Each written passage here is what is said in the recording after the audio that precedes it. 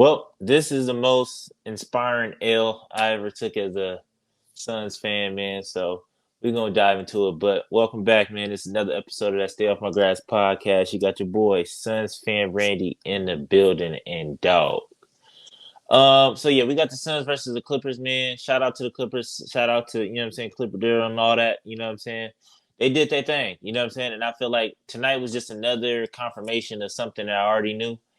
I don't want to see the Clippers in the playoffs. You know what I'm saying? Like, because I feel like tonight was just a situation of just getting out coached. You know what I'm saying? And I'm just not into that. Yeah, you could, you know what I'm saying? We could have played better. Yeah, when you add the rent to the mix, whatever it is, it might look different. But I just don't, I don't like how, I like it, but I don't like playing against it. I don't like how T. Luke coach over there. You know what I'm saying? Because they did what they did in that first half. They shut us down, and I just felt like they defense. They just kept throwing different looks at us all night. We couldn't figure it out, and on top of that, we didn't have any counters or anything. And then you know what I'm saying. So it was just tough. It was just a tough night, and yeah. So like I said, I don't want to play the Clippers in the playoffs. And then on top of that, when it's starting to seem like, man, whenever Paul George get hot, like it ain't nothing you could do. That's just what it is starting to feel like. You know what I'm saying? Kawhi Leonard didn't do nothing until like fourth quarter. You know what I'm saying? He just scored his first bucket until the end of the third, damn near. So it was just like, all right, we did a decent job on him, and we can't come away with the dub.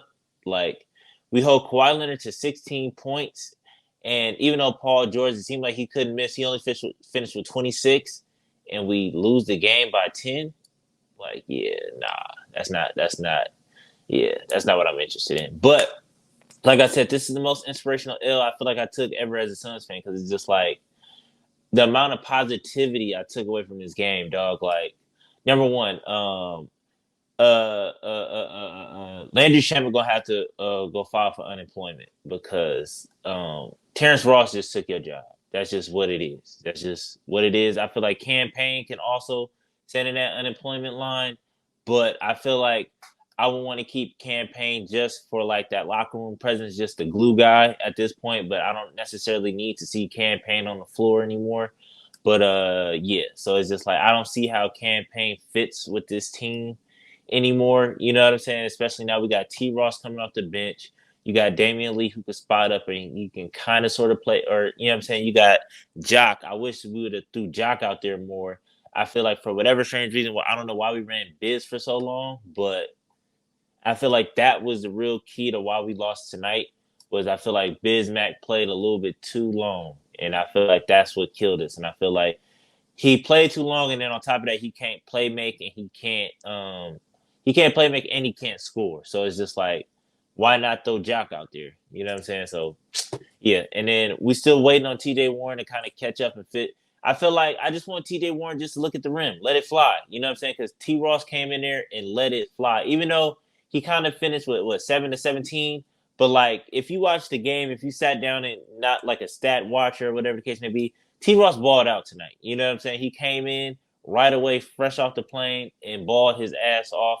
Wasn't scared to look at the rim. Wasn't scared to score, and it just looked like he didn't miss a beat from you know what I'm saying leaving Orlando. You know what I'm saying? And I loved every minute of it. I'm like, man, whenever they got a number 8 jersey, let me know. Let me know. I need a number 8 jersey for real. But realistically, man, you're not gonna win too many games. Chris Paul finished with 5, but he really had 3 points. You're not gonna win too many games like that where Chris Paul finished with, you know what I'm saying, 5 points.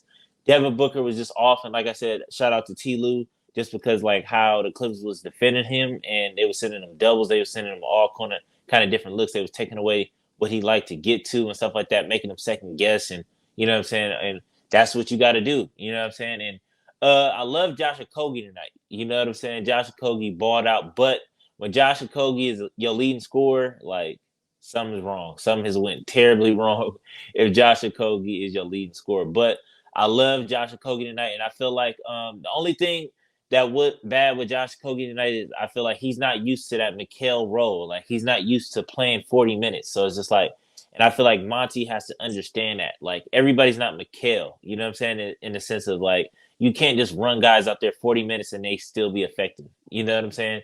And even when Mikal was doing it, he wasn't even that effective running. He had his days, he had his moments, but I feel like anybody in general, like Josh was getting tired, and I feel like realistically, I'm not trying to put it all on Josh, but I feel like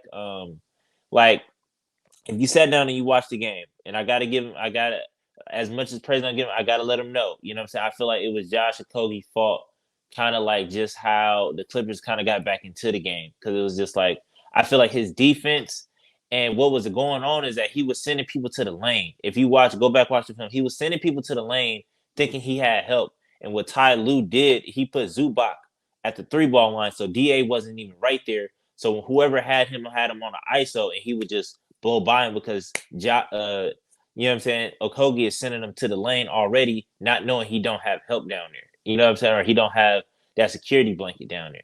And that's just what happened. Like on multiple occasions, Paul George would get by him, draw and one and stuff like that. So it was just like that's kind of what killed us. He just kept letting people go by him or just blow by him in that fourth quarter or in that third quarter. You know what I'm saying? And it killed us. We wasn't able to come back from that hole. But like I said, I love what I seen from him tonight, offensively and kind of like on the defensive rebounding and getting deflections, getting steals and stuff like that. So it's just like it was more positive than it was negative, but you know what I'm saying? It is what it is. It's still a work in progress. You know what I'm saying?